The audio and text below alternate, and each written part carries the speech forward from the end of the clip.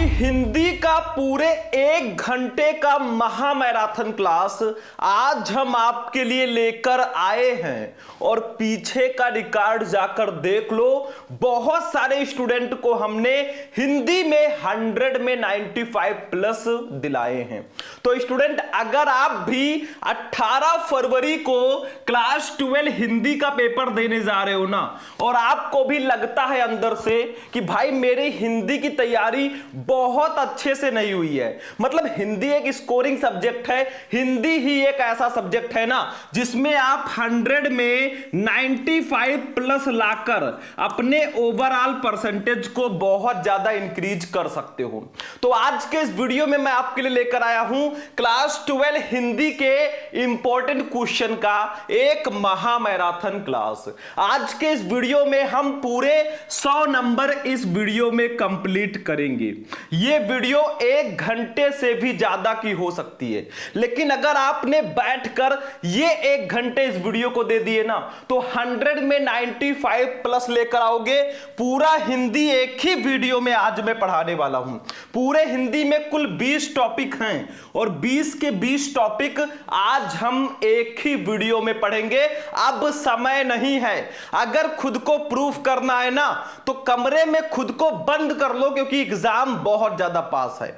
और अगर आप इस वीडियो को 17 फरवरी को आधी रात को भी देख रहे हो ना तो जरूर देख कर जाना। बाकी आपके लिए 2 लाइन है मेरे भाई कि सुबह पढ़ो या रात को, हमेशा दिल में रखो इस बात को कि एक दिन टॉपर बनाना है अपने आप को। बहुत सारे बच्चे डरते हैं सर हिंदी में अगर फेल हो गए तब तो हम सारे सब्जेक्ट में फेल हो जाएंगे। बिल्कुल सही है, लेकिन क्यों होंगे, क्यों ले रहे हो टेंशन जब तक है आपका भाई शुभम। कभी भी पढ़ो ना, आप बस अच्छे से पढ़ो। टोटल 20 टॉपिक हम पढ़ेंगे बच्चों, देख लो सारे टॉपिक। पहले हम बहुविकल्पीय प्रश्न पढ़ेंगे, फिर महत्वपूर्ण गद्यांश को विथ ट्रिक सॉल्व करेंगे। मान लो आप एग्जाम में बैठे हो, आपको नहीं आ रहा है, फिर भी कैसे सॉल्व करोगे वो भी मैं आपको बताऊंगा। फिर महत्वपूर्ण पद्यांश, लेखक का साहित्यिक परिचय, कवि का साहित्यिक परिचय, कहानी, खंड काव्य, यहां तक आपका 50 नंबर कंप्लीट हुआ। फिर खंड खा में हम संस्कृत गद्यांश, संस्कृत पद्यांश, मुहावरे एवं लोकोक्तियां, बाकी जो भी टॉपिक है देखो सारा, रस, छंद, अलंकार, पत्र, निबंध सबको पढ़ेंगे। अब हम टाइम वेस्ट नहीं करेंगे, चलिए स्टार्ट करते हैं भैया इस मैराथन क्लास को। बस ध्यान से आप लोग देख लेना। चलो स्टार्ट करते हैं। सबसे पहले देखो बहुविकल्पीय प्रश्न मैं आपको बताऊंगा। 10 क्वेश्चन 10 नंबर के आपके बोर्ड एग्जाम में आते हैं। स्टार्टिंग हम स्टार्टिंग से करेंगे और पूरे 20 टॉपिक को पढ़ेंगे, ठीक है। दिल थाम के बैठिएगा। देखिए पहले का है, देखो भारत की एकता के लेखक कौन है बताओ, सबको पता होगा। भारत की एकता, माता भूमि पुत्रो हम प्रतिज्ञा, ये सब किसकी रचना है? हरिशंकर प्रसाद, वासुदेव शरण अग्रवाल, प्रो जी सुंदर रेड्डी, डॉक्टर हजारी प्रसाद द्विवेदी। भैया वासुदेव शरण अग्रवाल जी की रचना है भारत की एकता। अब मैंने आपको पहले भी बताया था कि आपके चैप्टर में जो भी लेखक या कवि है ना, उनका साहित्यिक परिचय और उनकी रचनाओं को पढ़ लो, ये नंबर आपका क्लियर रहेगा। ध्यान से देखो, ये वीडियो देख लोगे ना, रिजल्ट आने के बाद आपके क्लास का हिंदी का सबसे तेज बच्चा भी पूछेगा भाई तूने कैसे किया, 100 में 95 प्लस कैसे तू लेकर आ गया, ठीक है। खा देखो, मेरे पिताजी संस्मरण के लेखक कौन है? मेरे पिताजी संस्मरण के लेखक कन्हैया लाल मिश्र प्रभाकर, प्रो जी सुंदर रेड्डी, हरिशंकर प्रसाद या डॉक्टर एपीजे अब्दुल कलाम। कन्हैया लाल मिश्र प्रभाकर जी हैं मेरे पिताजी संस्मरण के लेखक। ध्यान से समझना, एक एक क्वेश्चन बहुत ज्यादा इंपॉर्टेंट है और अभी तो पार्टी शुरू हुई है। एक काम आप और कर देना, इस वीडियो को ज्यादा से ज्यादा लाइक करना। अगर आपने इस वीडियो को 5000 लाइक्स तक पहुंचा दिया भैया ना, और सिर्फ आप लोग कमेंट कर देना 1000, ठीक है। अगर अच्छा लगे तो कमेंट कर देना, या किसी टॉपिक पर वीडियो चाहिए तो कमेंट कर देना, साथ में चैनल को सब्सक्राइब कर लेना। ऐसे ही मैं आपको मैराथन क्लास देकर ना इस बार आपको टॉपर बनाऊंगा। बस आप लोग लाइक करते रहो भाई, लाइक का पैसा नहीं लगता है, जितना ज्यादा लाइक करोगे हमें मोटिवेशन मिलेगा, हम आपके लिए और भी अच्छी अच्छी क्लासेस लाएंगे। अभी मैं आपको फ्री में इसका पीडीएफ भी दूंगा, बस आप लोग इस वीडियो को लाइक कर दो, लाइक कर देना, बाकी मैं इसका फ्री पीडीएफ आपको दे दूंगा बिल्कुल, ठीक है। कैसे मिलेगा वो मैं अभी कुछ देर बाद आपको बताऊंगा, वीडियो में बने रहो। फ्री पीडीएफ कैसे मिलेगा अभी मैं आपको बताने वाला हूं, बस ध्यान से समझा करो, ठीक है। है, लेकिन वीडियो को लाइक कर देना। गा वाला क्वेश्चन देखो, ध्यान से समझो। डॉक्टर हजारी प्रसाद द्विवेदी द्वारा लिखित साहित्य सहचर किस विधा की रचना है? बताओ साहित्य सहचर किस विधा की रचना है? निबंध, आलोचना, उपन्यास या संस्मरण? बच्चों ये आलोचना विधा की रचना है, साहित्य सहचर। ठीक है, समझ में आ रहा है? बहुत ज्यादा स्लो भी नहीं चलना मेरे भाई, पूरे हमें 100 नंबर के क्वेश्चंस पढ़ने हैं, तो अपने स्पीड को भी बरकरार रखो, 5G का जमाना है। ठीक है, चलो अगला। जैसे उनके दिन फिरे, निम्न में से किसका कहानी संग्रह है? जैसे उनके दिन फिरे, फणीश्वर नाथ रेणु, जैनेन्द्र कुमार, अमरकांत या हरिशंकर प्रसाई? ये हरिशंकर प्रसाई जी का है। जैसे उनके दिन फिरे, ये हरिशंकर प्रसाई जी की रचना है। चलो बच्चों अंगा नंबर क्वेश्चन पे आ जाओ। अंगा, निम्न में से कौन प्रो.जी. सुंदर रेड्डी जी की रचना नहीं है? अरे भैया कामायनी इनकी रचना कहां है? कामायनी तो जयशंकर प्रसाद जी की है, ये तो हलवा है बिल्कुल सा। ठीक है, ये रचना हमारे प्रो.जी. सुंदर रेड्डी जी की नहीं है, बाकी तीनों हैं। ठीक है, तो 5 क्वेश्चन हो गए हिंदी गद्य के इतिहास से। अब 5 क्वेश्चन रहेंगे हिंदी पद्य के इतिहास से। टोटल 10 क्वेश्चन आते हैं। दिल थाम के बैठिएगा, अब वो समय नहीं है जो लोग कहते थे तुझसे नहीं होगा ना, उनको भी करके दिखाएंगे और 18 फरवरी को हिंदी के पेपर में आग लगा कर आएंगे। देखो दूसरे कक्का, निम्न में से कौन खड़ी बोली का प्रथम महाकाव्य है? खड़ी बोली का प्रथम महाकाव्य कौन सा है? साकेत, प्रिय प्रवास, कामायनी या वैदेही वनवास? प्रिय प्रवास जो है ये खड़ी बोली का प्रथम महाकाव्य है। दूसरा ऑप्शन आपका बिल्कुल सही है, आंख बंद करके टिक कर देना। चलो खा वाला देखो बच्चों, खा वाला, निम्न में से कौन मैथिली शरण गुप्त की रचना है? इसमें से कौन सी रचना मैथिली शरण गुप्त जी की है? आपके 12th में इनका चैप्टर है कैकेयी का अनुताप। ठीक है, तो आंगन के पार द्वार, अनघ, युगवाड़ी या परशुराम की प्रतीक्षा? अनघ जो है ये मैथिली शरण गुप्त जी की रचना है, सेकंड ऑप्शन सही होगा। ध्यान से समझो, पूरे 100 नंबर कंप्लीट करेंगे। ठीक है, चलो अगला। कामायनी महाकाव्य में सर्गों की संख्या कितनी है? कामायनी में कुल कितने सर्ग हैं? 9, 12, 15, 17? अरे 15 सर्ग हैं। ये क्वेश्चन बहुत स्पेशल है, मैं आपको पहले भी बता चुका हूं। चलो भैया घा वाला क्वेश्चन आ जाओ। घा वाला, सुमित्रा नंदन पंत को चिदंबरा कृत पर कौन सा पुरस्कार मिला? मतलब सुमित्रा नंदन पंत जी की एक रचना है चिदंबरा, उस रचना पर उनको कौन सा पुरस्कार मिला था भैया? भारतीय ज्ञानपीठ पुरस्कार, भारत भारती पुरस्कार, साहित्य अकादमी पुरस्कार या स्वर्णमाल पुरस्कार? अरे भारतीय ज्ञानपीठ पुरस्कार मिला। पहला ऑप्शन आंख बंद करके टिक करो। ठीक है, चलो भैया अंगा नंबर क्वेश्चन, कितनी नावों में कितनी बार, ये काव्य संग्रह के रचनाकार कौन है? कितनी नावों में कितनी बार के रचयिता कौन है? रामधारी सिंह दिनकर, सच्चिदानंद, हीरानंद, वात्स्य, नग्गे, बस यही है। ज्यादा ऑप्शन पढ़ने से कोई फायदा नहीं है। अब समय ऐसा आ गया है ना कि एक एक सेकंड आपके लिए बहुत ज्यादा इंपॉर्टेंट है, बहुत ज्यादा, बहुत मेहनत करना है, क्योंकि ये 12th बार बार नहीं आएगा। खुद को प्रूफ कर दो मेरे भाई, 4-5 दिन मेहनत करके, जो भी आपके पास 1-2 दिन। ठीक है, चलो आगे बढ़ते हैं भैया। अब 10 क्वेश्चन मैंने आपको ऑब्जेक्टिव बता दिया, मैंने आपको 50 क्वेश्चन 100 क्वेश्चन करके हिंदी के बहुविकल्पीय प्रश्न बता रखे हैं। यूट्यूब पे सर्च करना class 12 Hindi important objective question Shubham lecturer, video मिल जाएगा अगर आपको और भी चाहिए। आज हमने एक गद्यांश, अब हम देखते हैं भैया। ये गद्यांश जो है पूरे 10 नंबर का आता है। दिखने में काफी छोटा लग रहा होगा, लेकिन देखने में छोटा लगे करे घाव गंभीर। ठीक है, मतलब इस गद्यांश को आपको पढ़ना है, ध्यान से समझो। और जो गद्यांश है वो मैं पढ़ा ही चुका हूं, मैंने कई वीडियोस आपको प्रोवाइड कराए हैं। तो आज हम इस गद्यांश को पढ़ेंगे। देखो क्या करना होता है, 10 नंबर फ्री का होता है। आपको सिर्फ ये गद्यांश ध्यान से पढ़ना है, फिर इसके नीचे 5 क्वेश्चन है, उसका आंसर आपको कुछ ऐसे लिखना है। लेकिन सबसे इंपॉर्टेंट बात यह है ना कि आप जब एग्जाम देने जाओगे, आपके सामने ये गद्यांश रहेगा और ये क्वेश्चन रहेंगे, आंसर थोड़ी ना रहेगा। आंसर आपको लिखना होगा विथ ट्रिक। ठीक है, चलो देखते हैं। बस इस गद्यांश को ध्यान से पढ़ो। इसके लिए एक काम करना, आप पाठ का नाम, उसके लेखक का नाम, कवि का नाम, मतलब पाठ का नाम, उसके कवि का नाम, ये आपको याद होना चाहिए कि किस चैप्टर के लेखक कौन है, किस कविता के लेखक कौन है। ठीक है, इतना पता होना चाहिए, सीक्रेट है। अभी देखना, देखो इसको पढ़ो। कहते हैं दुनिया बड़ी भुलक्कड़ है, केवल उतना ही याद रखती है जितने से उसका स्वार्थ सधता है, बाकी को फेंक कर आगे बढ़ जाती है। शायद अशोक से उसका स्वार्थ नहीं सधा, क्यों उसे याद रखती, सारा संसार स्वार्थ का अखाड़ा ही तो है। भैया यहाँ पे अशोक आया कि नहीं आया? आ गया अशोक। ये किस चैप्टर का है? अशोक के फूल चैप्टर का है। इसके लेखक है हजारी प्रसाद द्विवेदी। राष्ट्र का स्वरूप का होता तो राष्ट्र कीवर्ड आ जाता, भाषा और आधुनिकता में भाषा आ जाता, निंदा रस का होता निंदा आ जाता। ये ट्रिक है, इसीलिए मैं कहता हूं पाठ का नाम और उसके लेखक का नाम आप पहले से ही याद कर लीजिए, ठीक है। चलो अब क्वेश्चन देखो ध्यान से। पहला क्वेश्चन है उपरोक्त गद्यांश के पाठ और लेखक का नाम लिखिए। भैया पाठ का नाम अशोक के फूल, लेखक का नाम doctor Hazari Prasad Dwivedi. 2 number complete हुआ कि नहीं हुआ? बिल्कुल। रेखांकित अंश की व्याख्या कीजिए। आप इसकी व्याख्या हिंदी में ही आपको करना है मेरे भाई, अपने हिसाब से। भैया कुछ नहीं करना, हिंदी को हिंदी में ही लिखना है, थोड़ा बहुत चेंज करके अपने हिसाब से लिख देंगे, नंबर मिल जाएगा। अभी मैं बताऊंगा, टेंशन मत लेना, ठीक है। चलो गा वाला देखो। तीसरा, अशोक को विस्मृत करने का आधार किसे माना गया है? तो अशोक को विस्मृत करने का आधार स्वार्थ वृत्त को माना गया है। कहा गया है ना कि सारा संसार स्वार्थ का अखाड़ा ही तो है, तो स्वार्थ वृत्त को माना गया। ये वाला क्वेश्चन आपको फंसाने के लिए दिया जाता है कि ट्रिक है इसमें, लेकिन थोड़ा समझना है। चौथा, लेखक ने दुनिया का किस तरह का व्यवहार बताया है? तो देखो ये बताया है, दुनिया बड़ी भुलक्कड़ है, केवल उतना ही याद रखती है जितने से उसका स्वार्थ सत्ता है, बाकी को फेंक कर आगे बढ़ जाती है। यही लिख दो, नंबर मिल गया। इसी व्यवहार को बताया है लेखक ने, ठीक है। तो ये चीजें आप समझो, और ये जो गद्यांश है ना, बार बार आपके बोर्ड एग्जाम में आया है।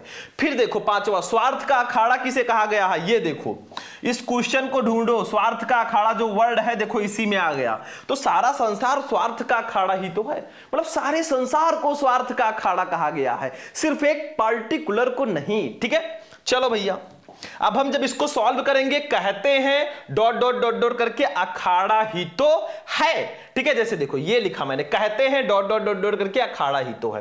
पहला क्वेश्चन है उपरोक्त गद्यांश के पाठ और लेखक का नाम लिखिए। तो हम संदर्भ लिख देंगे, आप डायरेक्ट भी लिख सकते हो। पाठ का नाम अशोक के फूल, लेखक का नाम डॉक्टर हजारी प्रसाद द्विवेदी, लेकिन हम संदर्भ के रूप में भी लिख सकते हैं, कोई दिक्कत नहीं। देखो प्रस्तुत गद्यांश हमारी पाठ्य पुस्तक के गद्य भाग में संकलित तथा हिंदी के सुविख्यात निबंधकार आचार्य हजारी प्रसाद द्विवेदी द्वारा लिखित अशोक के फूल नामक ललित निबंध से अवतरित है। ये हुआ पाठ का नाम, ये लेखक का नाम, 2 नंबर आपके नाम। ऐसे भी लिख सकते हो या आप डायरेक्ट भी लिख सकते हो। पाठ का नाम अशोक के फूल, लेखक का नाम आचार्य हजारी प्रसाद द्विवेदी, 2 नंबर फिक्स है। अगला देखो बच्चों ध्यान से, नेक्स्ट वाला देख लो। दूसरा, रेखांकित अंश की व्याख्या कीजिए। आपको इसकी व्याख्या करनी है। कहते हैं दुनिया बड़ी भुलक्कड़ है, केवल उतना ही याद रखती है जितने से उसका स्वार्थ सत्ता है, बाकी को फेंक कर आगे बढ़ जाती है। इसी की व्याख्या करनी है, हम थोड़ा अपने स्टाइल में करेंगे। देखो मतलब हेडिंग डालेंगे खूब प्यारा सा, रेखांकित अंश की व्याख्या। अरे यहीं तक है, ये देखो, ठीक है। देखो रेखांकित अंश की व्याख्या हमने हेडिंग डाल दी। द्विवेदी जी कहते हैं कि यह संसार बड़ा स्वार्थी है, ये उन्हीं बातों को याद रखता है जिनसे उसका कोई स्वार्थ सिद्ध होता है, अन्यथा व्यर्थ की स्मृतियों से ये अपने आप को बोझिल नहीं बनाना चाहता। ये उन्हीं वस्तुओं को याद रखता है जो उसके दैनिक जीवन की स्वार्थ पूर्ति में सहायता पहुंचाती हैं। बदलते समय की दृष्टि में अनुपयोगी होने से यदि कोई वस्तु उपेक्षित हो जाती है तो ये उसे भूलकर आगे बढ़ जाता है। 2 नंबर कंप्लीट है मेरे भाई, कुछ करना नहीं है, थोड़ा सा चेंज करके लिख दोगे, नंबर मिला है, टेंशन फ्री रहो। तीसरा, अशोक को विस्मृत करने का आधार किसे माना गया है? अरे हलवा है मेरे भाई, हलवा बस चिम्मच उठाकर खा लो। देखो तीसरा, अशोक को विस्मृत करने का आधार स्वार्थ वृत्त को माना गया, 2 नंबर यहां पर भी कंप्लीट। अरे कहां पड़े हो चक्कर में, कोई नहीं है टक्कर में। चौथा क्वेश्चन देखो, 1 2 3 हो गया, 3 क्वेश्चन का 6 नंबर। चौथा, लेखक ने दुनिया का किस तरह का व्यवहार बताया है? अरे किस तरह का बताया? अभी तो मैंने बताया लेखक ने दुनिया के व्यवहार को इस तरह बताया है कि ये केवल उतना ही याद रखती है जितने से इसका स्वार्थ सधता है, बाकी को फेंक कर आगे बढ़ जाती है। 2 नंबर यहां पर भी कंप्लीट। अगला क्वेश्चन देखो, बस ऐसे ही अगर आपको गद्यांश के पाठ और लेखक का नाम पता है ना, फिर ये आपके लिए हलवा हो जाता है। देखो अगला क्वेश्चन, स्वार्थ का अखाड़ा किसे कहा गया है? अरे सारे संसार को स्वार्थ का अखाड़ा कहा गया, यही लिख दो। सारे संसार को स्वार्थ का अखाड़ा कहा गया है, 2 नंबर। ऐसे करके आओ, 10 में 10 लेकर आओ। बाकी हिंदी की कॉपी कैसे लिखें मैंने इस पर पहले ही वीडियो बना रखा है, और साथ ही साथ गद्यांश पर मैंने पहले वीडियो बना रखा है। यूट्यूब पे सर्च करो क्लास 12 हिंदी इंपॉर्टेंट गद्यांश शुभम लेक्चरर। और भी गद्यांश देखना है जाकर देखो विथ ट्रिक, ठीक है, बाकी वीडियो को लाइक करते हुए चलना। इसका पीडीएफ चाहिए तो प्ले स्टोर से शुभम लेक्चरर ऐप डाउनलोड कर लेना भैया, शुभम लेक्चरर। उसी ऐप पे आपको सारे पीडीएफ फ्री मिल जाएंगे। इस समय मैंने फ्री कर दिया है, आप लोग जाकर जरूर ले लेना और इस मेहनत के लिए आप लोग लाइक जरूर कर देना। फ्री इसलिए क्या है कि आप कम से कम समय में अच्छी तैयारी कर सकें। पद्यांश पे आ जाते हैं। 10 नंबर का ये भी आता है भैया, कुछ नहीं होता इसमें भी। देखो ये पद्यांश दिया गया है, क्वेश्चन 5 है, आंसर देना है, लेकिन इसके लिए भैया आपको आंसर डायरेक्ट नहीं मिलेगा, इसमें थोड़ा हिंदी मीनिंग आना चाहिए। मैंने आपसे बताया था पवन दूतिका, कैकेयी का अनुताप, श्रद्धा मनु, गीत, ये सब इंपॉर्टेंट चैप्टर पढ़ लो, आगे काम आएगा। अब नहीं पढ़े हो तो क्या करोगे, देखो अच्छे से। देखो क्या कहा जा रहा है, बैठी खिन्ना एक दिवस वो गेह में थी अकेली। मतलब पवन दूतिका का ये पद्यांश है। एक दिन राधा जी देखो बैठी खिन्ना उदास होकर, एक दिन वो गेह में घर में अकेली बैठी हुई थी। मतलब एक दिन राधा जी उदास होकर घर में अकेली बैठी थी, आंखें आंसू दृग युगल में थे धरा को भिगोते। मतलब आंखें आंसू आंसू दृग युगल, दोनों आंखों से थे धरा को, धरती को भिगो रहे थे, और उनके दोनों आंखों से आंसू गिर रहे थे जो धरती को भिगो रहे थे। आई धीरे इस सदन में पुष्प सदगंध को ले, मतलब धीरे से इस सदन, इस घर में पुष्प सदगंध यानी कि पुष्पों जैसी सुगंध को लेकर वायु ने प्रवेश किया। ठीक है, प्रातः काल वाली शु पवन इसी काल वातायनों से, मतलब प्रातः काल वाली जो पवन है वो इसी काल वातायनों यानी कि खिड़कियों से उसने प्रवेश किया। होता क्या है कि धीरे से प्रातः काल वाली पवन ने खिड़कियों से पुष्प से सुगंध लेकर वहां पर प्रवेश किया। संतापों को विपुल बढ़ता देख के दुखिता हो। फिर राधा जी जो हैं उनका गुस्सा और बढ़ने लगा, वो विपुल बढ़ता और ज्यादा बढ़ता देखकर वो दुखित हो गई। वो धीरे बोली साधुक उससे श्रीमती राधिका यो, और वो पवन से दुखी होकर उनसे बोलती हैं, पवन से बोलती हैं, प्यारी प्रातः पवन इतना क्यों मुझे है सताती, कि हे प्यारी प्रातःकालीन पवन वायु तू मुझे इतना क्यों सता रही है। क्या तू भी कलुषित हुई काल की क्रूरता से, क्या तू भी इस काल की, इस समय की कठोरता से दूषित हो गई है। बस हो गया मेरे भाई। क्वेश्चन देखो, उपरोक्त पद्यांश के शीर्षक और कवि का नाम लिखिए। शीर्षक का नाम पवन दूतिका, कवि का नाम अयोध्या सिंह उपाध्याय हरियोध। हलुआ है भाई। दूसरा, रेखांकित अंश की व्याख्या कीजिए। इन दोनों लाइनों का व्याख्या कर दो नीचे जो है। ठीक है, अभी करते हैं इसका व्याख्या। घर में दुखी होकर एक दिन अकेले कौन बैठा था, तो घर में दुखी होकर एक दिन अकेले राधा जी बैठी थी। चौथा, फूलों की सुगंध से युक्त होकर राधा के घर में किसने प्रवेश किया, तो फूलों की सुगंध से युक्त होकर राधा के घर में प्रातःकालीन वायु ने प्रवेश किया। देखो अगर हिंदी मीनिंग आता है तो आपके लिए बिल्कुल हलवा है भैया, बहुत सिंपल है।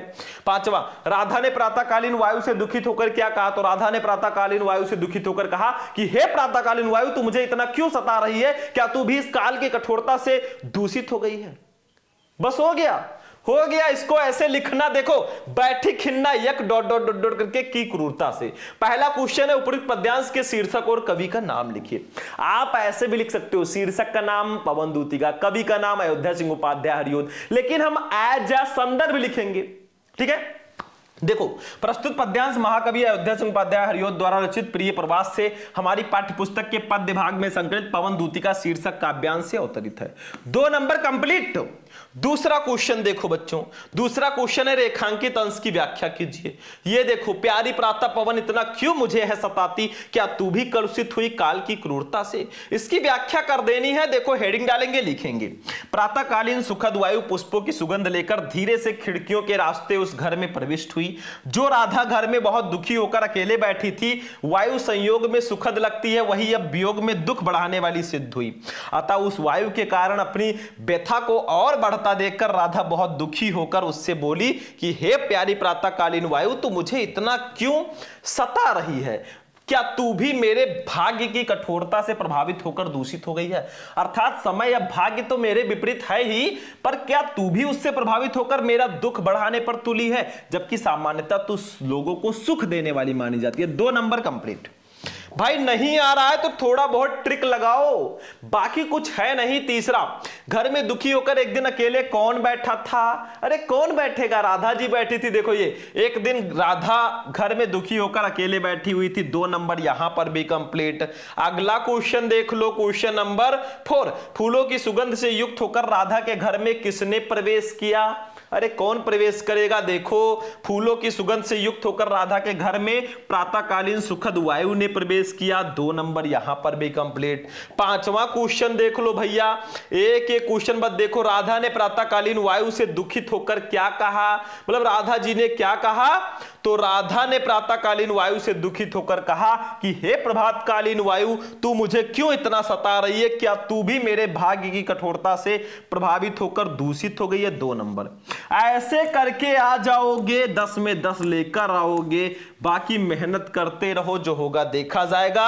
और बाकी पद्यांश पर भी मैं वीडियो बना चुका हूं, यूट्यूब पे जाकर सर्च कर लेना, क्लास 12 हिंदी इंपॉर्टेंट पद्यांश शुभम लेक्चरर, वीडियो मिल जाएगा। ऐसा कोई टॉपिक है ही नहीं जो मैंने ना पढ़ाया हो। जो भी चाहिए पीछे शुभम लेक्चर लगा देना, वीडियो मिल जाएगा।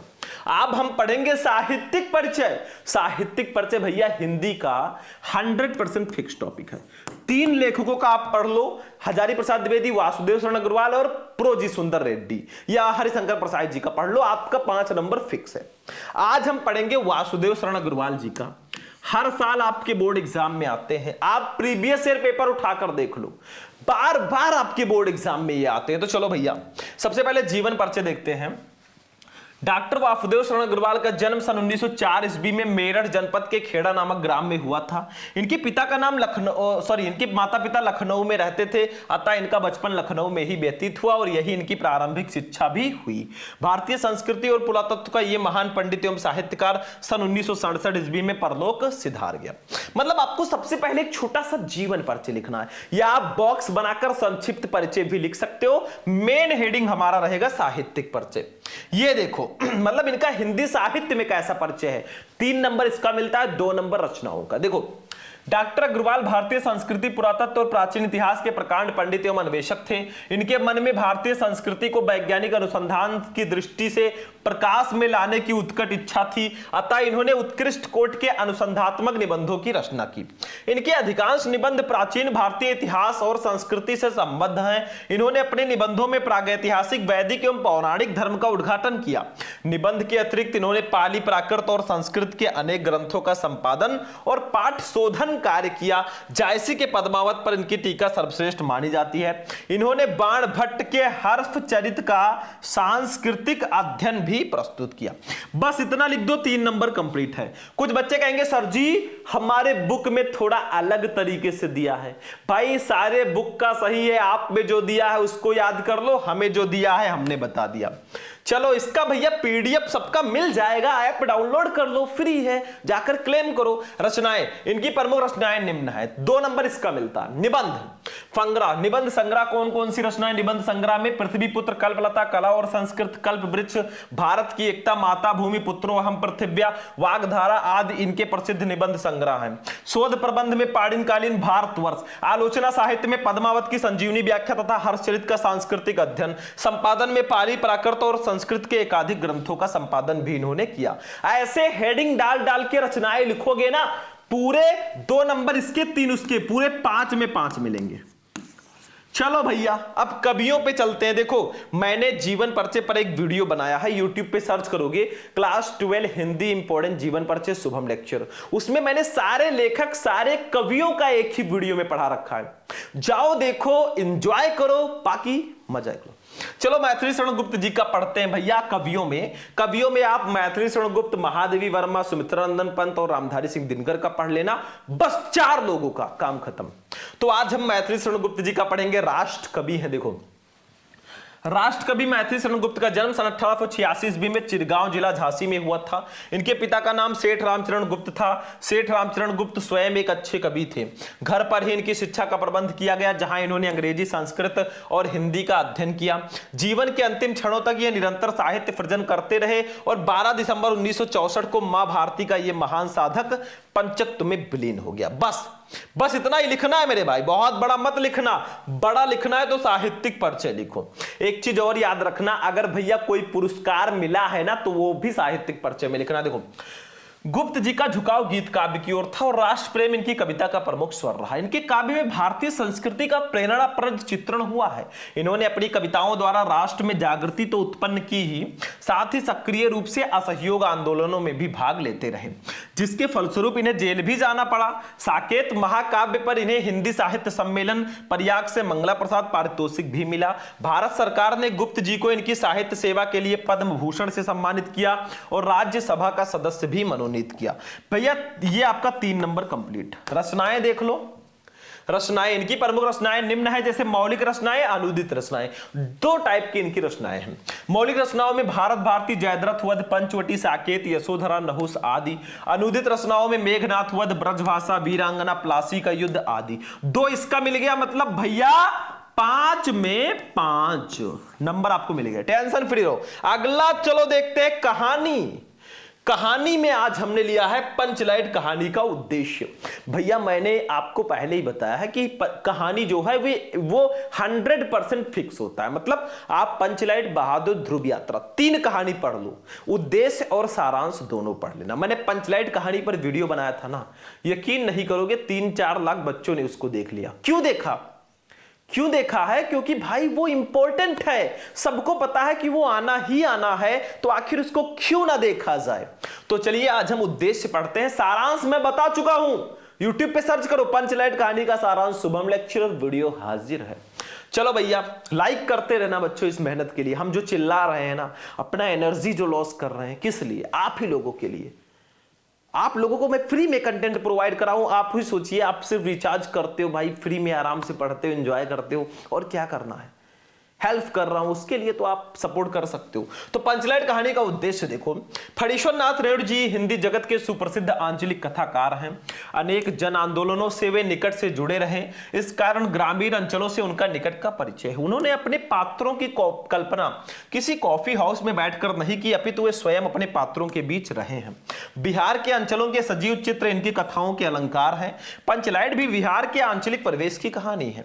शीर्षक कथा का केंद्र बिंदु है। शीर्षक को पढ़कर ही पाठक कहानी को पढ़ने के लिए उत्सुक हो जाता है। इस कहानी के द्वारा रेणु जी ने ग्रामीण अंचल का वास्तविक चित्र खींचा है। गोधन के द्वारा पेट्रोमैक्स जला देने पर उसकी सभी गलतियां माफ कर दी जाती हैं। और भी आगे है देखो, उस पर लगे सारे प्रतिबंध हट जाते हैं तथा उसे मनोनुकूल आचरण की छूट भी मिल जाती है। इससे स्पष्ट होता है कि आवश्यकता बड़े बड़े रूढ़िगत संस्कार और परंपरा को व्यर्थ साबित कर देती है। कथानक संक्षिप्त, रोचक, सरल, मनोवैज्ञानिक और यथार्थवादी है। मतलब इसका उद्देश्य क्या है वो पूछा जा रहा है। सारांश में हम कहानी का सारांश लिखते हैं। इसी केंद्रीय भाव के आधार पर कहानी के एक महत्वपूर्ण उद्देश्य को स्पष्ट किया गया है। इस प्रकार पंचलाइट जलाने की समस्या और उसके समाधान के माध्यम से कहानीकार ने ग्रामीण मनोविज्ञान का सजीव चित्र उपस्थित कर दिया है। ग्रामवासी जात के आधार पर किस प्रकार टोलियों में विभक्त हो जाते हैं, आपस में ईर्ष्या द्वेष युक्त भावों से भरे रहते हैं, इसका बड़ा ही सजीव चित्रण इस कहानी में हुआ है। रेणु जी ने यह भी दर्शाया है कि भौतिक विकास के इस आधुनिक युग में भी भारतीय गांव और कुछ जातियां कितने अधिक पिछड़े हुए हैं। कहानी के माध्यम से रेणु जी ने अप्रत्यक्ष रूप से ग्राम सुधार की प्रेरणा दी है। बस हो गया 5 नंबर कंप्लीट। आप चाहो तो इसका स्क्रीनशॉट ले लो, पहले इसका ले लो, ठीक है, फिर इसका स्क्रीनशॉट ले लो, तो कहानी भी हमारी फाइनल हो चुकी है। ठीक है, अब देखो सबसे इंपॉर्टेंट चीज मैं आपसे बता देना चाहता हूं, हमारा 50 नंबर का अभी नहीं 45 नंबर का हुआ है। ठीक है, 10 नंबर का बहुविकल्पीय, 10 नंबर का गद्यांश, 10 नंबर का पद्यांश, 10 नंबर का साहित्यिक परिचय, 5 नंबर की कहानी। देखो 5 नंबर का खंड काव्य आता है खंड काव्य, यानी कि इसी में 5 नंबर का खंड काव्य आएगा। वो आपका जिला वाइज होता है। जैसे यूपी में कई जिले हैं, कुछ जिलों में रश्मि रथी, कुछ जिलों में श्रवण कुमार, कुछ जिलों में त्यागपति, कुछ जिलों में आलोक वृत्त, कुछ जिलों में मुक्त यज्ञ। तो आप किस जिले से हो, आप में कौन सा खंड काव्य है, कमेंट कर देना। वो आप अपने जिले के अकॉर्डिंग पढ़ लेना। बाकी हम खंड खा पे चलेंगे। यहां से हमारा खंड खा स्टार्ट होगा। खंड खा में सबसे पहले आपको हिंदी संस्कृत का गद्यांश दिया जाएगा मेरे भाई, पूरे 7 नंबर का। जैसे ये गद्यांश हमें दिया गया है, इसका संदर्भ लिखकर हिंदी में अनुवाद करना है। तो चलो भाई हम एक काम करते हैं, ध्यान से समझो। हम क्या करते हैं, इस गद्यांश का हिंदी अनुवाद आपको बता देते हैं। देखो ध्यान से, मैंने आपको बताया था कि 3-4 चैप्टर पढ़ लो, उसी से गद्यांश आएंगे। जैसे जातक कथा, महामना मालविया, पंचशील सिद्धांत, संस्कृत भाषा या महत्तम। जैसे देखो पंचशील मिति शिष्टाचार विषय का सिद्धांत था। पंचशील शिष्टाचार विषय संबंधित सिद्धांत है। ये पंचशील सिद्धांत का हमारा गद्यांश है, क्योंकि यहां पे पंचशील आ चुका है। ठीक है, तो ज्यादातर आपको ट्रिक दिया जाएगा, 2 नंबर संदर्भ का भी दिया जाता है। आगे देखो, महात्मा गौतम बुद्ध एतान पंचामित सिद्धांता। महात्मा गौतम बुद्ध ने इन 5 सिद्धांत को पंचशील मिति नामना स्वशिष्यान शास्त्री अस्म, अपने शिष्यों को पंचशील सिद्धांत के नाम से उपदेश दिया था। ठीक है, एतेवायम शब्द आधुनिक तथ्यो स्वीकृता, और ये जो शब्द हैं वो आधुनिक युग में ऐसे ही स्वीकृत हैं। इमे सिद्धांता क्रमेण एवं संत, ये सिद्धांत क्रमशः इस प्रकार हैं। अहिंसा, सत्य, अस्तेयम, चोरी न करना, अप्रमाद, प्रमाद न करना, और ब्रह्मचर्य, ब्रह्मचर्य का पालन करना। बौद्ध युगे इमे सिद्धांता वैयक्त जीवनस अभ्युत्थानाय प्रयुक्त आसन, मतलब बौद्ध युग में ये सिद्धांत व्यक्ति के जीवन की उन्नति के लिए प्रयुक्त थे। इमे परमज्ञ इमे सिद्धांत, लेकिन वर्तमान में ये सिद्धांत राष्ट्राराम परस्पर मैत्री सहयोग कारणान, मतलब राष्ट्रों की परस्पर मैत्री और सहयोग के विश्व बंधुत्व विश्व शांति के लिए साधनान संति साधन है। मतलब क्या है कि बौद्ध युग में ये सिद्धांत व्यक्ति के जीवन की उन्नति के लिए प्रयुक्त थे। ठीक है, लेकिन आधुनिक युग में ये सिद्धांत राष्ट्रों की परस्पर मैत्री सहयोग कारण और विश्व बंधुत्व और विश्व शांति के साधन के रूप में है। राष्ट्र नायक श्री जवाहरलाल नेहरू महोदय प्रधानमंत्रित्व काले, राष्ट्र नायक श्री जवाहरलाल नेहरू महोदय के प्रधानमंत्रित्व काल में चीन देशेन सह भारत, चीन देश के साथ भारत की मैत्री पंचशील सिद्धांता अधिकृत पंचशील सिद्धांत के आधार पर ही एवं भवत हुई थी। मतलब राष्ट्र नायक श्री जवाहरलाल नेहरू महोदय के प्रधानमंत्रित्व काल में चीन देश से भारत की मैत्री पंचशील सिद्धांत के आधार पर ही हुई थी। यतो ही उभाव देशो बौद्ध धर्मे निष्ठावंते, ये दोनों ही देश बौद्ध धर्म में आस्था रखते थे। आधुनिक जगत पंचशील सिद्धांता नवीनम राजनैतिकम स्वरूपम ग्रहतवंता, और आधुनिक युग में पंचशील सिद्धांत ने नया राजनीतिक स्वरूप ग्रहण कर लिया है।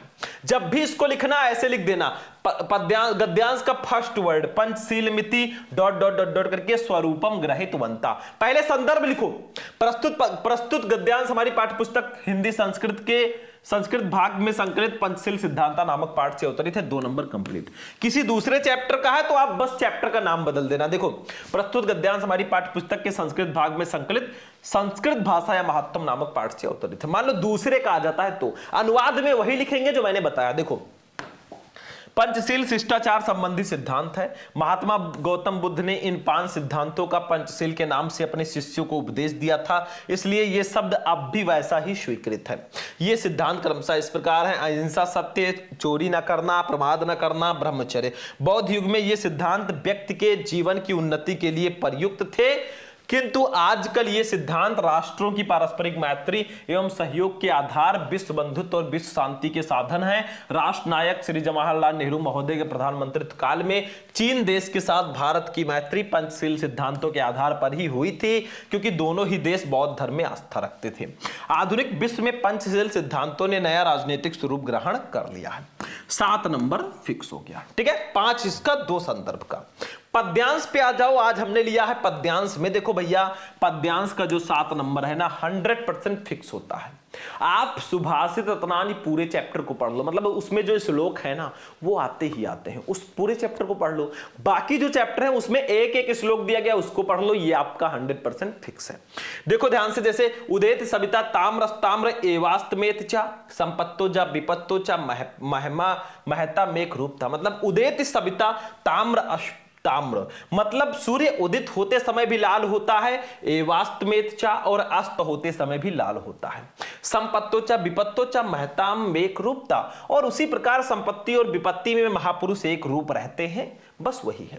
तो ऐसे लिख दो, उदेति सविता ... करके महता में एक रूपता। ठीक है, एक चीज और ध्यान रखना, सारे श्लोक पढ़ लेना इस चैप्टर के, बहुत इंपॉर्टेंट है।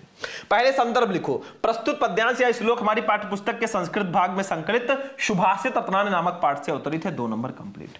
अनुवाद देखो, सूर्य उदित होते समय लाल होता है और अस्त होते समय भी लाल होता है। इस प्रकार संपत्ति और विपत्ति दोनों स्थितियों में महापुरुष एक रूप रहते हैं, अर्थात सुख में हर्षित और दुख में पीड़ित नहीं होते, अपितु संभाव से सुख और दुख दोनों को ग्रहण करते हैं।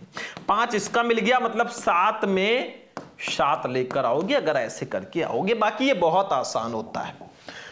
चलो मुहावरे हम लोकोक्तियों पे आ जाओ बच्चों। 2 नंबर का ये भी आएगा। जैसे देखो आपको दिया जाएगा घोड़े बेचकर सोना, बस इतना ही दिया जाएगा। अर्थ आपको लिखना है, वाक्य प्रयोग आपको करना है।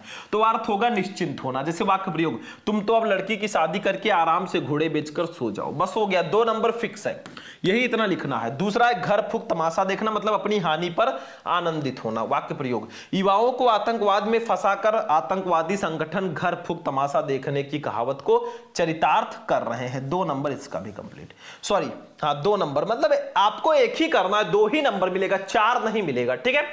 अब भैया आ जाओ आप पठित गद्यांश पे। एक ऐसा टॉपिक ना जो बहुत आसान है, मतलब एक ऐसा गद्यांश आपको दिया जाता है जो आपके चैप्टर में नहीं है, मतलब वो बाहर से दिया जाएगा। आप पठित का मतलब जो आपने पढ़ा नहीं है। देखो इसको पढ़ो और इसके नीचे 3 क्वेश्चन है, इसका आंसर हमें देना है।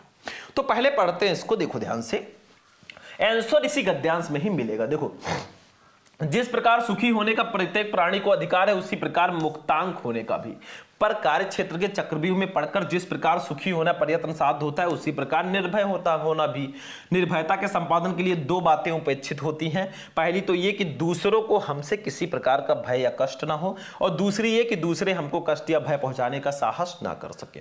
इनमें से एक का संबंध उत्कृष्टशील से है और दूसरी का शक्ति और पुरुषार्थ से। इस संसार में किसी को ना डराने से ही डरने की संभावना दूर नहीं हो सकती। साधु से साधु प्रकृति वाले को क्रूर लोभियों और दुर्जनों से क्लेश पहुंचता है, अतः उनके प्रयत्नों को विफल करने या भय संचार द्वारा रोकने की आवश्यकता से हम बच नहीं सकते। क्वेश्चन देखो, सुखी होने के साथ और क्या होना प्रयत्न साध्य होता है? तो ये देखो, सुखी होने का अधिकार प्रत्येक प्राणी को है, ठीक है, उसी प्रकार मुक्तांक होने का भी। पर कार्य क्षेत्र के चक्रव्यूह जिस प्रकार सुखी होना प्रयत्न साध्य होता है, उसी प्रकार निर्भय होना भी, मतलब सुखी होने के साथ निर्भय होना भी प्रयत्न साध्य होता है। सीधा सीधा आंसर दिया है, देखो लिखा है, जिस प्रकार सुखी होना प्रयत्न साध्य होता है, उसी प्रकार निर्भय होना भी, बस निर्भय होना भी, यही सही होगा।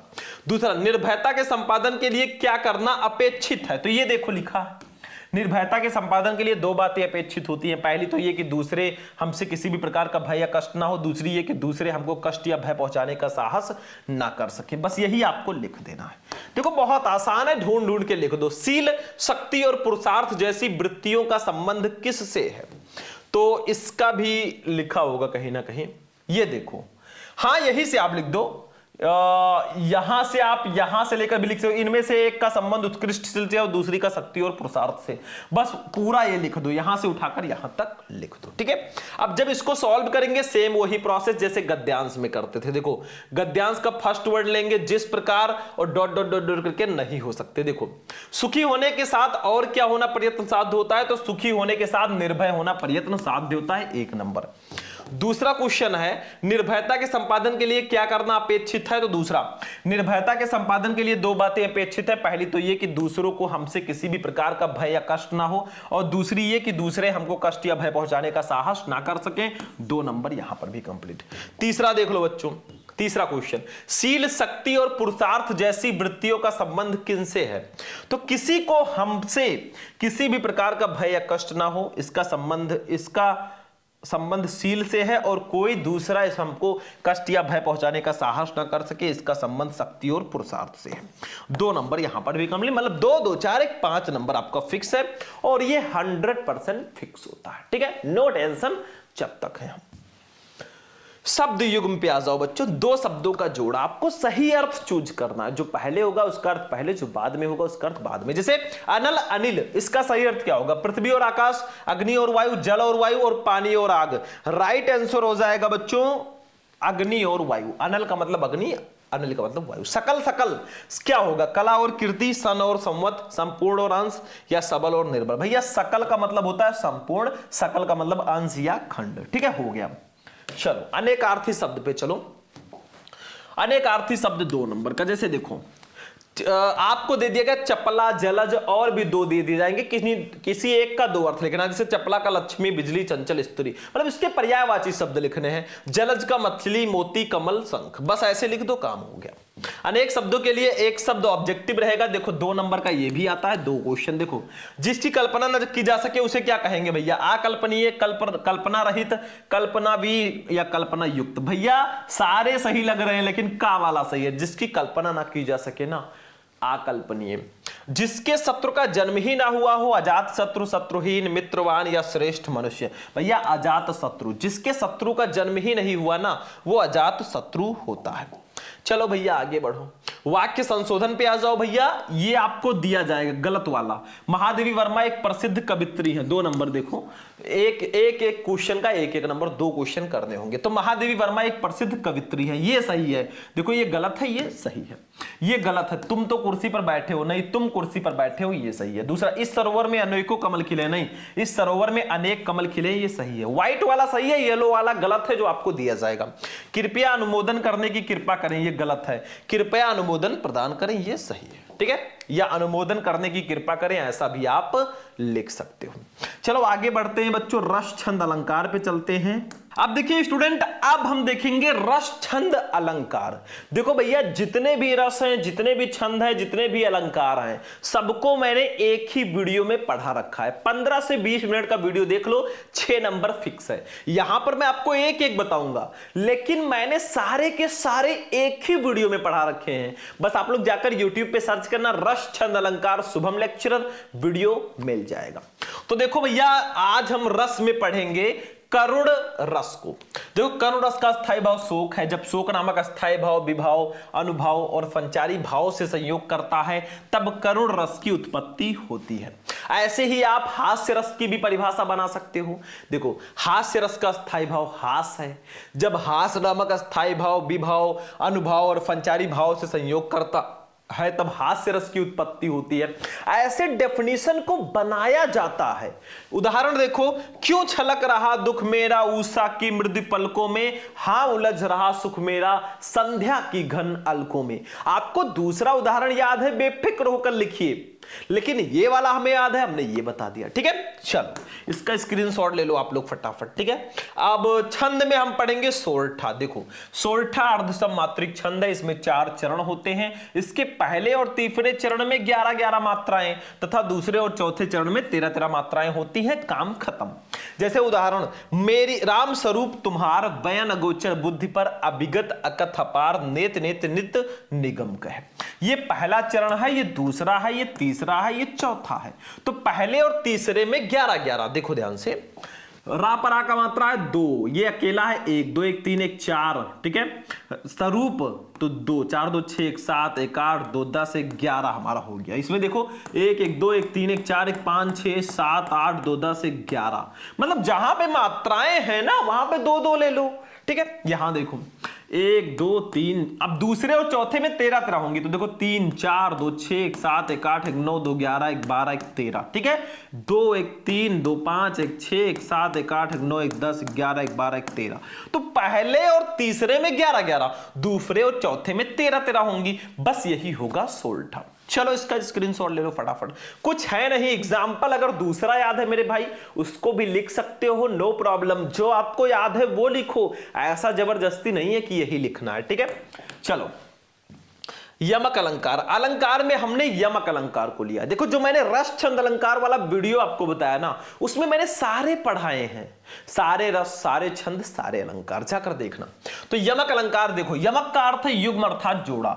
वो अलंकार जिसमें कोई शब्द एक से अधिक बार आए परंतु उसके अर्थ भिन्न भिन्न हो, यमक अलंकार कहलाता है। जैसे उदाहरण, काली घटा का घमंड घटा, नभ मंदल टारक, तारक वृंद खिले। अब देखो ये आखिर यमक अलंकार क्यों है, उसके लिए स्पष्टीकरण कर दो। देखो इस उदाहरण में घटा शब्द 2 बार आया है और दोनों स्थानों पर इसका अर्थ भिन्न भिन्न है। जैसे पहले घटा का मतलब है बच्चों बादल, दूसरे घटा का मतलब है घट गया या कम हो गया, जबकि वर्ड सेम सेम है, घटा घटा, लेकिन अर्थ अलग अलग है। तो यहां पे होगा यमक अलंकार। सिंपल है। चलो भैया, तो रस छंद अलंकार भी हमने एक एक देख लिया, बाकी सारे देखने हैं तो वीडियो सर्च कर लो। पत्र लेखन पे आ जाओ। आज हम पढ़ेंगे किसी बैंक के प्रबंधक को कोई व्यवसाय करने हेतु ऋण प्राप्ति के लिए एक आवेदन पत्र लिखिए। भैया पत्र लिखने का तरीका अगर आपको आ गया ना, 6 में 6 नंबर लेकर आओगे, लेकिन लिखते कैसे हैं वो आपको पता होना चाहिए कि आखिर लेटर को लिखा कैसे जाता है। तो जब भी पत्र लिखो पहले सेवा में लिखो, फिर जिसको पत्र लिख रहे हो, हम प्रबंधक को लिख रहे हैं। कौन सा प्रबंधक है, किस बैंक के? Punjab national bank. कहां है? Civil lines Faizabad. ठीक है। विषय क्या है? बैंक में ऋण प्राप्ति हेतु आवेदन पत्र। मतलब सेवा में, फिर जिसको पत्र लिख रहे हो, हम प्रबंधक को लिख रहे हैं। किस बैंक के प्रबंधक हैं? Punjab national bank. कहां है? Civil lines Faizabad. विषय क्या है? बैंक में ऋण प्राप्ति हेतु आवेदन पत्र। यह लिखना बहुत जरूरी होता है। फिर महोदय लिखकर अपनी पूरी दुख कथा सुनाओ। महोदय लिखो और बताओ। सविनय निवेदन है कि वर्ष 2000, अब 25-26 मत लिखना, मैं अवध विश्वविद्यालय से बीए की परीक्षा प्रथम श्रेणी में उत्तीर्ण करने के बाद से अब तक मुझे कहीं कोई रोजगार प्राप्त नहीं हो सका है। मुझे ज्ञात हुआ कि विभिन्न सरकारी ऋण योजनाओं के अंतर्गत आपका बैंक भी बेरोजगार युवकों को 50,000 रुपए तक की ऋण सुविधा प्रदान कर रहा है। अतः इस संबंध में आवश्यक प्रपत्र आदि भरवा कर मुझे भी उक्त राशि का ऋण प्रदान करने की कृपा करें। मतलब वही चीज लिखो, फिर धन्यवाद सहित दिनांक लिख देना। भौदिये काखागा अयोध्या फैजाबाद। मतलब नाम नहीं लिखना है, पूरी कॉपी में अपना नाम कहीं लिखना ही नहीं है, रोल नंबर ही तो भरना होता है। तो ऐसे समझ में आ गया। पहले सेवा में जिसको लिख रहे हैं वो कहां का, किस बैंक के प्रबंधक हैं वो लिख दो। कहां है? Civil lines Faizabad. विषय क्या है?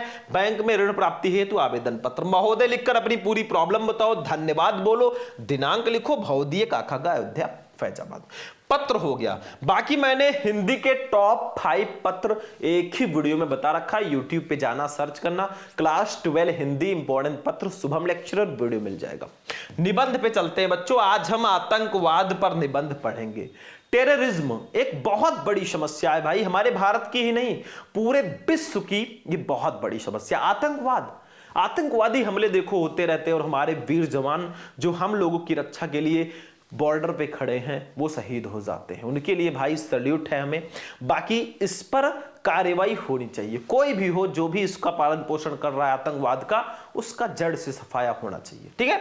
तो आतंकवाद समस्या एवं समाधान। जब भी आप कोई निबंध लिखो पहले एक रूपरेखा बनाओ। रूपरेखा में आपको वो सारे हेडिंग लिख देने हैं जो आप इस निबंध को लिखते समय हेडिंग डालोगे।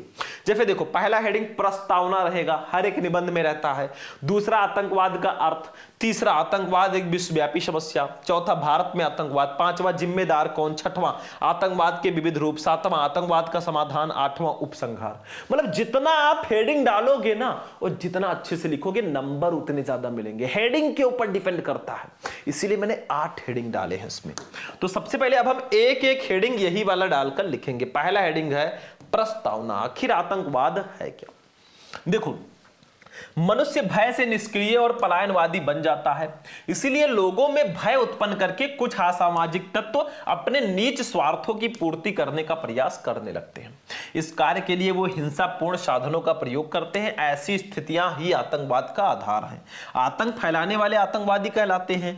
ये कहीं से बनकर नहीं आते, ये भी समाज के एक ऐसे अंग हैं जिनका काम आतंकवाद के माध्यम से किसी धर्म, समाज अथवा राजनीति का समर्थन कराना होता है।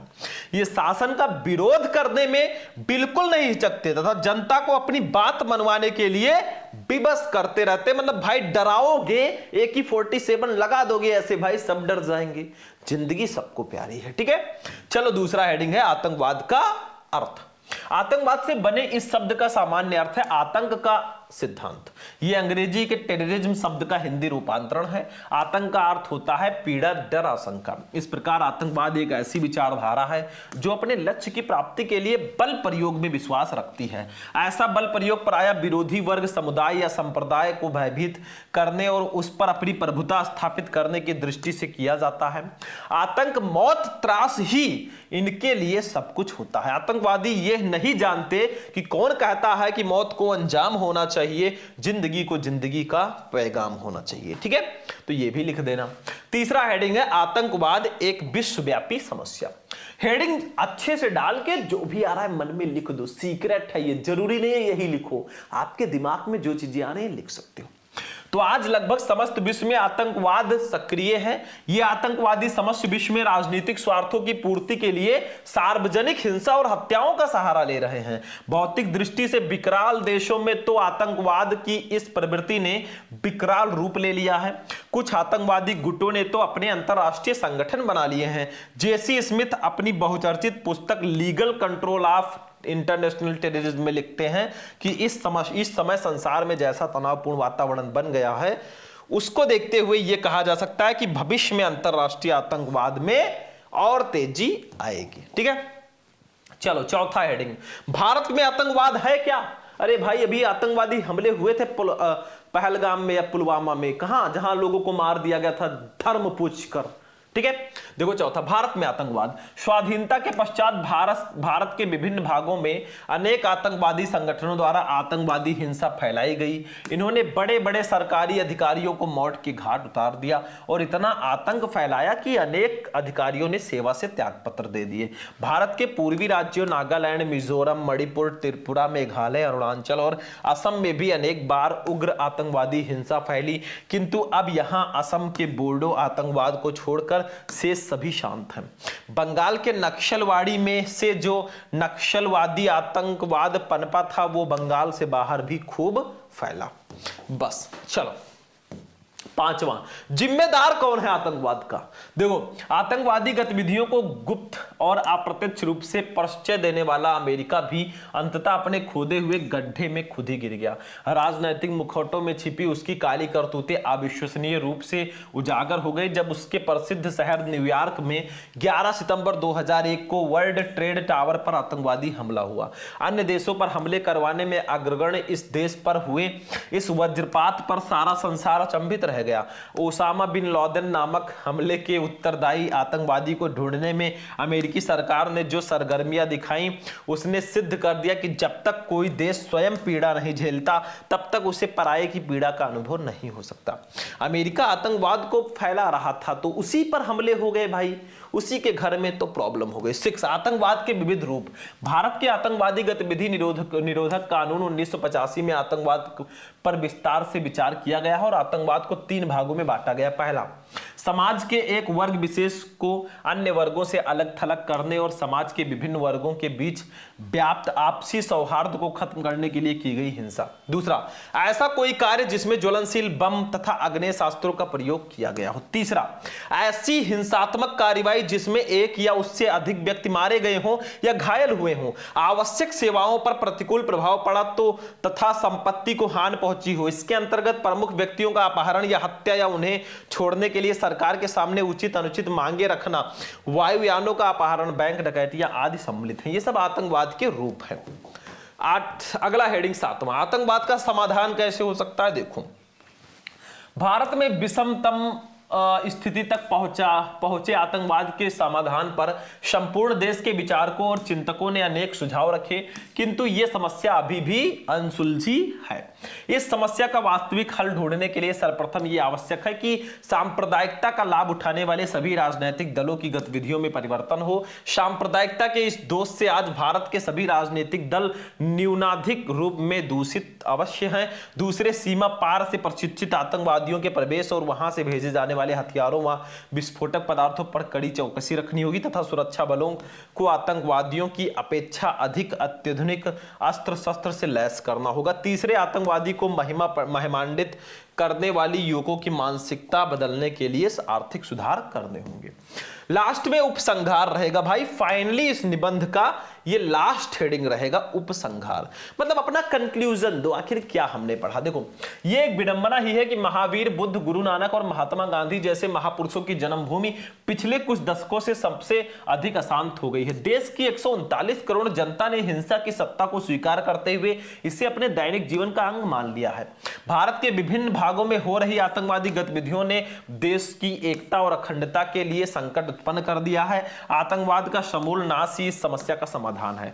टाडा के स्थान पर भारत सरकार द्वारा एक नया आतंकवाद निरोधक कानून पोटा लाया गया, जिसे दूसरी सरकार ने यह कहते हुए कि यह सख्त और व्यापक कानून आतंकवाद को समाप्त करने की गारंटी नहीं है, इसे समाप्त कर दिया। आतंकवाद पर संपूर्णता से अंकुश लगाने की इच्छुक सरकार को अपने उस प्रशासनिक तंत्र को भी बदलने पर विचार करना चाहिए जो इन कानूनों पर अमल नहीं करता है।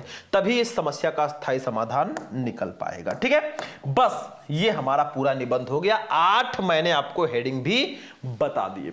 बाकी ये हमारे आज के इस क्लास का लास्ट टॉपिक था। आज का वीडियो आपको कैसा लगा भाई? बहुत इंपॉर्टेंट, बहुत स्पेशल वीडियो था। हमने भी मेहनत किया, आपने भी इस वीडियो को लास्ट तक देखा, बहुत बहुत धन्यवाद। बाकी वीडियो को लाइक कर देना, चैनल को सब्सक्राइब कर लेना, कमेंट बॉक्स में और भी किसी टॉपिक पर वीडियो चाहिए तो कमेंट कर देना। बाकी चलते हैं, फिर मिलेंगे किसी नेक्स्ट वीडियो में नेक्स्ट टॉपिक के साथ। तब तक के लिए जय हिंद।